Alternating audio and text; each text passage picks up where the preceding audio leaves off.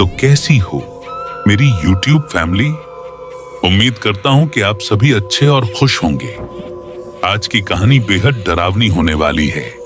एक ऐसी dark horror कहानी जो आपकी रूह तक को झकझोर देगी।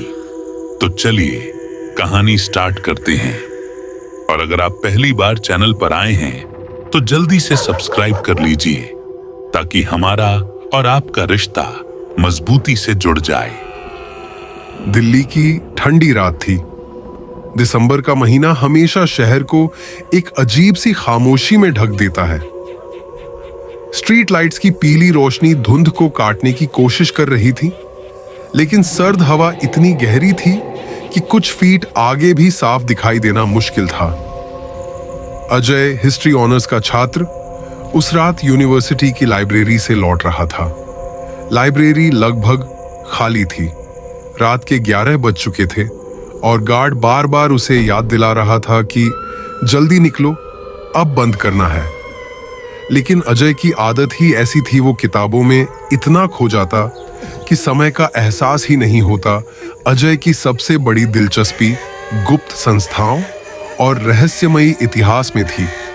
उसकी नोटबुक हमेशा उन जगहों और संगठनों के बारे में भरी रहती जिनके बारे में लोग बस फुसफुसाकर बातें करते। इल्यूमिनेटी उसका पसंदीदा विषय था। उस रात जब वो पुरानी किताबों की सेक्शन में ढूंढ रहा था तो अचानक एक कोने में उसे धूल से ढकी एक डायरी दिखी। बाकी किताबों की तुलना में वो अलग थी। उसकी जिल्द मोटी चमड़े जैसी थी, लेकिन कई जगह से फट चुकी थी। उस पर उभरा हुआ एक चिन्ह बना था। त्रिकोण के बीच में एक आंख। अजय जैसे ही उसे उठाने लगा, उसके हाथ कांप उठे। उसे लगा जैसे ये डायरी वहां रखी ही नहीं जानी चाहिए थी। फिर भी जिज्ञासा ने डर पर काबू पा लिया। उसने धूल झाड़ी और पहला पन्ना खोला। पहले ही पन्ने पर मोटे अक्षरों में लिखा था, अगर तुम ये डायरी पढ़ रहे हो तो समझ लो कि अब वो तुम्हें भी देख रहे हैं। अजय की धड़कनें तेज हो गईं। ये कोई मजाक है? उसने खुद से बुदबुदाया। लेकिन आगे के पन्नों पर जो लिखा था वो और भी अजीब था। हर पन्ने पर अजीब तरह के कोड्स, संकेत और प्रतीक बने थे। कुछ पन्नों पर उल्टी लिखावट थी जिसे पढ़ना लगभग नामुमकिन था। कई जगह लाल स्याही में लिखा गया था, आधी रात को मत देखना, वो अंधेरे से बाहर आते हैं। तुम्हें सिर्फ एक बार मौका मिलेगा बचने का। अजय को लगा शायद ये किसी पागल शोधकर्ता की बकवास है। उसने पन्ने पलटते पलटते देखा कि कई जगह एक ही चीज बार बार लिखी गई थी, द आई इज वॉचिंग। आंख तुम्हें देख रही है। उसके पूरे शरीर में सिहरन दौड़ गई। रात का सन्नाटा और गहरा हो चुका था। जब अजय लाइब्रेरी से बाहर निकला तो गलियारों में बस उसके जूतों की आहट गूंज रही थी। ठंडी हवा चेहरे पर लग रही थी। उसने डायरी अपने बैग में रखी और जल्दी जल्दी पैदल चलते हुए हॉस्टल की ओर बढ़ा। रास्ते भर उसे लग रहा था जैसे कोई उसका पीछा कर रहा हो। वो बार बार पीछे मुड़कर देखता, लेकिन धुंध और अंधेरे के अलावा कुछ नहीं दिखता एक जगह। जब वो यूनिवर्सिटी के पुराने गेट के पास से गुजरा तो अचानक उसे ऐसा महसूस हुआ जैसे कोई खड़ा होकर उसे घूर रहा हो। धुंध के पार उसे बस एक साया नजर आया, लंबा, स्थिर और बिना हिले डुले। अजय ने पलटकर ध्यान से देखा, लेकिन वो साया धीरे धीरे धुंध में गुम हो गया। अजय ने खुद को समझाया, ये सब मेरी थकान और डायरी पढ़ने का असर है। कुछ नहीं है। यहाँ करीब आधे घंटे बाद वो अपने हॉस्टल पहुंचा। उसका कमरा तीसरी मंजिल पर था। वो कमरे में घुसा और बैग पटककर बिस्तर पर गिर पड़ा, लेकिन नींद कहाँ आने वाली थी। उसके दिमाग में बार बार वही डायरी घूम रही थी। उसने सोचा, चलो थोड़ा और पढ़ लेते हैं। उसने बैग से डायरी निकाली और फिर से पन्ने पलटे। एक पन्ने पर एक अजीब सा नक्शा बना था। नक्शे में दिल्ली के कई इलाकों को चिन्हित किया गया था, लेकिन सबसे डरावनी बात यह थी कि नक्शे पर लाल गोले से उसकी यूनिवर्सिटी का नाम घेरा गया था और उसके ठीक नीचे लिखा था, the circle will open here. Ajay समझ नहीं पा रहा था कि इसका मतलब क्या है। तभी उसे दरवाजे के बाहर हल्की सी खड़खड़ाहट सुनाई दी। जैसे कोई धीरे धीरे हैंडल घुमा रहा हो।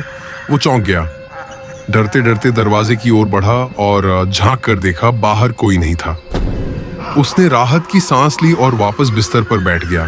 लेकिन तभी की पर हल्की सी दस्तक हुई। उसका गला सूख गया। उसने धीरे धीरे खिड़की की ओर कदम बढ़ाए। बाहर अंधेरा था, चारों तरफ धुंध। जब उसने शीशे पर नजर डाली तो उसका खून जम गया। खिड़की के शीशे पर खुद ब खुद वही त्रिकोण और आंख का निशान उभर आया था। जो डायरी की जिल्द पर बना था वो पीछे हट गया। हाथ कांपने लगे। ये कैसे हो सकता है? उसने तुरंत पर्दे गिरा दिए और खिड़की से नजरें हटा ली। लेकिन डर अब उसके दिल में गहराई तक उतर चुका था। अजय पूरी रात जागता रहा। कभी उसे लगता कि कमरे के कोने से कोई सांसें ले रहा है, कभी उसे लगता कि दरवाजे के बाहर कोई खड़ा है। सुबह होते होते उसकी आंखें लाल हो चुकी थीं। लेकिन अब वो एक चीज तय कर चुका था, उसे इस डायरी का सच जानना ही होगा। सुबह की पहली किरण कमरे में दाखिल हुई तो अजय की हालत खराब थी। पूरी रात उसे नींद नहीं आई थी। आंखें सूजी हुई थीं और दिमाग बार बार वही खिड़की का निशान याद दिला रहा था। वो बिस्तर से उठा, चेहरा धोया और आईने में देखा। आईने में खुद को देखकर अचानक उसका दिल रुक सा गया। उसकी गर्दन पर हल्का सा लाल निशान बना था, जैसे किसी ने 3 उंगलियों से पकड़कर दबाया हो। ये कब कैसे वो बड़बड़ा उठा। उसे कल रात की हर आवाज याद आई। दरवाजे की खड़खड़ाहट, खिड़की पर दस्तक और फिर वो त्रिकोण वाली आंख अजय ने डायरी बैग से निकाली। आज सुबह की रोशनी में उसके पन्ने और भी डरावने लग रहे थे। एक पन्ने पर लिखा था, अगर तुम्हें निशान मिल गया है तो अब भागने की कोशिश मत करना। अजय की धड़कन और तेज हो गई। उसने पन्ना पलटा। नीचे छोटे छोटे अक्षरों में कुछ लिखा था, जैसे किसी ने जल्दी जल्दी नोट्स बनाए हों। उसमें लिखा था, दिल्ली गेट के नीचे सुरंग है, सच वही दफन है। अजय ने सोचा कि अकेले इस सब में पढ़ना खतरनाक है। उसने अपना सबसे करीबी दोस्त समीर को बुलाया। समीर उसके कमरे में आया और अजय ने सारी बात बताई। डायरी, रात की घटनाएं, खिड़की पर बने निशान और अब उसकी गर्दन पर बने उंगलियों के निशान। समीर पहले तो हंस पड़ा। तू फिर से अपनी थ्योरी में खो गया है, ये सब तेरे दिमाग का वहम है। लेकिन जब अजय ने उसकी गर्दन पर बने लाल निशान दिखाए और डायरी के अजीब पन्ने पढ़कर सुनाए तो समीर का चेहरा भी गंभीर हो गया। यार, ये अगर सच है तो तू बड़ी मुसीबत में फंस गया है। अजय ने धीरे से कहा, ले मिंग समीर, मुझे उस सुरंग तक जाना होगा। जब तक मैं खुद नहीं देखता चैन नहीं मिलेगा। रात फिर से उतर आई। अजय और समीर दोनों तय कर चुके थे कि कल शाम वो दिल्ली गेट की तरफ निकलेंगे। लेकिन उसी रात कुछ और डरावना हुआ। करीब 1 बजे जब दोनों कमरे में बैठे थे, अचानक लाइट्स टिमटिमाने लगी। पंखा अपने आप बंद हो गए और तभी दरवाजे के नीचे से काली परछाई कमरे में सरक कर दाखिल हुई। वो परछाई धीरे धीरे फैलने लगी और जैसे जैसे वो बढ़ती, कमरे का तापमान घटता जा रहा था। अजय और समीर दोनों जड़ हो गए। परछाई कमरे के बीचों बीच जाकर रुक गई और उसी में से फुसफुसाहट सुनाई दी, The eye is watching। उसके बाद सब कुछ अचानक सामान्य हो गया। लाइट्स जलने लगी, पंखा घूमने लगा, लेकिन फर्श पर वही त्रिकोण और आंख का निशान जलकर उभर आया था। समीर ने कांपती आवाज में कहा, ये इंसानी चीज नहीं है। अजय ने धीरे से डायरी को उठाया और फर्श पर बने निशान के ऊपर रखा। पन्ने अपने आप खुल गए और उस पर लिखा था, अब तुम्हारे पास सिर्फ 7 रातें हैं। फर्श पर जला हुआ त्रिकोण और बीच में आंख धीरे धीरे मिटने लगा, लेकिन उसकी जगह बदबूदार धुआं उठने लगा। अजय और समीर दोनों एक दूसरे को देख रहे थे, कांपते हुए, लेकिन बोलने की हिम्मत नहीं हो रही थी। समीर ने डर से कहा, यार ये सब अब मजाक से बाहर हो चुका है, ये हमें खत्म कर देंगे। अजय ने गहरी सांस लेते हुए कहा, नहीं समीर, हमें पीछे नहीं हटना। डायरी ने साफ लिखा है, दिल्ली गेट के नीचे सुरंग है। अगर सच जानना है तो वहीं जाना होगा। हो सकता है हमें इससे निकलने का रास्ता मिले। सुबह का सूरज जैसे ही उगा, दोनों ने तय किया कि आज शाम वो सुरंग ढूंढने जाएंगे। लेकिन सुबह का सुकून ज्यादा देर नहीं टिक सका। अजय जब बाथरूम में चेहरा धो रहा था तो आईने में कुछ अजीब दिखा। उसकी परछाई वही नहीं कर रही थी जो वो कर रहा था। वो पानी से चेहरा धो रहा था, लेकिन आईने में उसकी परछाई मुस्कुरा रही थी। ठंडी खतरनाक मुस्कान। अजय पीछे हट गया। उसने दोबारा देखा तो सब सामान्य था। उसके माथे पर पसीना आ गया। अब तो ये दिन में भी पीछा कर रहे हैं, उसने खुद से कहा। शाम ढलने लगी। अजय और समीर बैग में टॉर्च, पानी की बोतल और कुछ खाने पीने का सामान लेकर निकले।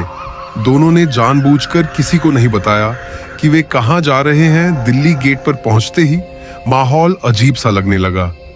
वहां आम दिनों की तुलना में ज्यादा सन्नाटा था। सड़क सुनसान थी। हवा में हल्की हल्की सीटी जैसी आवाज आ रही थी। अजय ने डायरी खोली। एक पन्ने पर अजीब सा नक्शा बना था। उस नक्शे के मुताबिक उन्हें गेट के पास की पुरानी दीवारों को ध्यान से देखना था। करीब आधे घंटे की तलाश के बाद समीर ने दीवार के एक हिस्से पर हाथ रखा। ईंटें हल्की सी हिली। अजय, ये देख। अजय ने भी धक्का दिया और अचानक वहां से एक गुप्त दरवाजा खुल गया। अंधेरी सुरंग का मुंह। दोनों ने टॉर्च जलाई और अंदर उतर गए। सुरंग बहुत पुरानी थी। दीवारों पर नमी थी और जगह जगह चमगादड़ लटके हुए थे। जैसे जैसे वो अंदर बढ़ते, हवा और ठंडी होती जाती। सुरंग में अजीब सी फुसफुसाहट गूंज रही थी। समीर ने घबराकर कहा, तूने सुना? कोई बोल रहा है? अजय ने सिर हिलाया। हाँ, लेकिन आवाज समझ नहीं आ रही। अचानक उनकी टॉर्च झपकी और दीवार पर लाल रंग से लिखा हुआ नजर आया, 7 रातें। दी आई चूजेस। 7 रातें। आंख चुनती है। करीब आधे घंटे चलने के बाद सुरंग एक गुप्त कक्ष में खुली।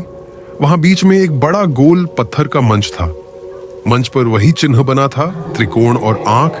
लेकिन सबसे डरावनी चीज थी, चारों तरफ दीवारों पर दर्जनों मानव खोपड़ियां जड़ी हुई थीं और उनकी खाली आंखों से अंधेरा झांक रहा था। समीर की टांगें कांपने लगीं। ये लोग इंसानों की बलि देते थे। अजय ने धीरे से कहा, शायद ये उनका मंदिर है। इल्यूमिनेटी का असली ठिकाना। अचानक उस मंच के ऊपर वाली दीवार चमकने लगी। उस पर एक छाया उभरी, लंबा चौड़ा इंसानी आकार, लेकिन चेहरा पूरी तरह अंधकार से ढका हुआ। उस छाया की आवाज गूंजी, अब तुम चुने जा चुके हो। 7वीं रात के बाद तुम्हारी आत्मा हमारी होगी। दोनों बुरी तरह घबरा गए। समीर ने अजय का हाथ पकड़कर चिल्लाया, भाग। दोनों सुरंग से वापस दौड़े।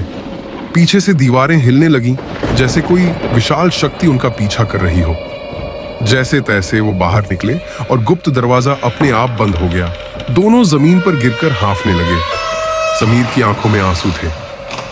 अजय, ये खेल नहीं है, ये हमें मार देंगे। अजय ने कांपती आवाज में कहा, अब पीछे हटना नामुमकिन है।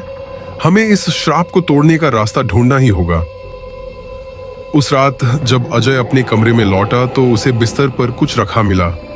वो एक पुराना रेत घड़ी, आवर ग्लास था। उसमें काली रेत भरी हुई थी। रेत धीरे धीरे ऊपर से नीचे गिर रही थी। उसके साथ एक पर्ची पड़ी थी, नाइट 3 बिगिंस। अजय का पूरा शरीर कांप उठा। उसे एहसास हो गया था कि अब हर रात उसकी जिंदगी और मौत का खेल बनने वाली है। मेरी लॉयल फैमिली, अगर आपको मेरी कहानियां पसंद आ रही हैं तो चैनल को सब्सक्राइब और वीडियो को लाइक जरूर कीजिए। आपके सपोर्ट से मुझे और भी ज्यादा प्रेरणा मिलती है नई और रोमांचक हॉरर कहानियां बनाने की। अपने विचार कमेंट में जरूर शेयर करें। इससे मुझे आपकी पसंद का पता चलता है और मैं और बेहतर हॉरर कंटेंट लाने के लिए प्रेरित होता हूं। तो देर किस बात की, अभी सब्सक्राइब और लाइक कर दीजिए।